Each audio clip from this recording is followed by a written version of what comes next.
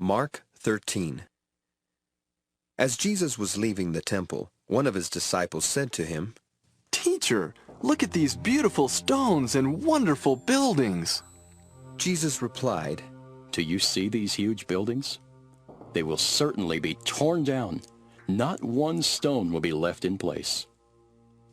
Later, as Jesus was sitting on the Mount of Olives across from the temple, Peter, James, John, and Andrew came to him in private. They asked, "When will these things happen? What will be the sign that they are about to take place?" Jesus answered, "Watch out and don't let anyone fool you. Many will come and claim to be me.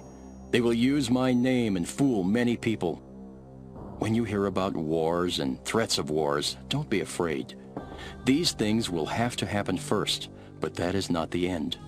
Nations and kingdoms will go to war against each other. There will be earthquakes in many places, and people will starve to death. But this is just the beginning of troubles. Be on your guard. You will be taken to courts and beaten with whips in their meeting places. And because of me, you will have to stand before rulers and kings to tell about your faith.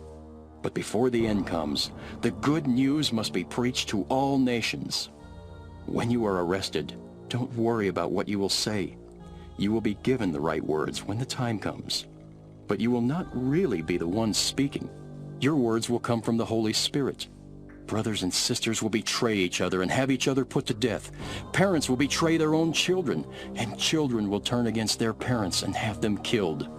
Everyone will hate you because of me. But if you keep on being faithful right to the end, you will be saved. Someday you will see that horrible thing where it should not be. Everyone who reads this must try to understand. If you are living in Judea at that time, run to the mountains. If you are on the roof of your house, don't go inside to get anything. If you are out in the field, don't go back for your coat. It will be an awful time for women who are expecting babies or nursing young children. Pray that it won't happen in winter. This will be the worst time of suffering since God created the world, and nothing this terrible will ever happen again. If the Lord doesn't make the time shorter, no one will be left alive, but because of his chosen and special ones, he will make the time shorter. If someone should say, "Here is the Messiah," or "There he is," don't believe it. False messiahs and false prophets will come and work miracles and signs. They will even try to fool God's chosen ones. But be on your guard. That's why I am telling you these things now. In those days, right after that time of suffering, the sun will become dark and the moon will no longer shine. The stars will fall and the powers in the sky will be shaken.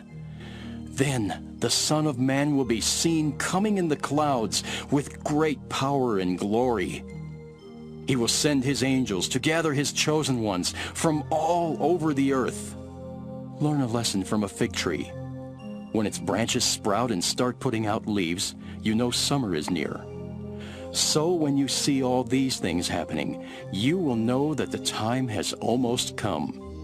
You can be sure that some of the people living today will still be alive when all this happens. The sky and the earth will not last forever, but my words will. No one knows the day or the time. The angels in heaven don't know, and the Son himself doesn't know. Only the Father knows. So watch out and be ready. You don't know when the time will come. It is like what happens when a man goes away for a while and places his servants in charge of everything. He tells each of them what to do, and he orders the watchmen to be on their guard. So be on your guard. You don't know when the master of the house will come back. It could be in the evening, or at midnight, or before dawn, or in the morning. But if he comes suddenly, don't let him find you asleep. I tell everyone just what I have told you. Be on your guard.